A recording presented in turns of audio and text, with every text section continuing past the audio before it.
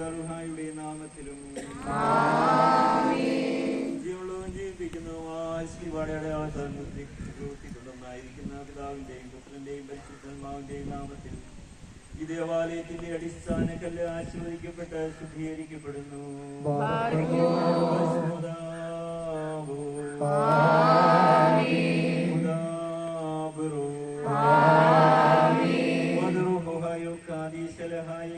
ദലോലം മുൽമീ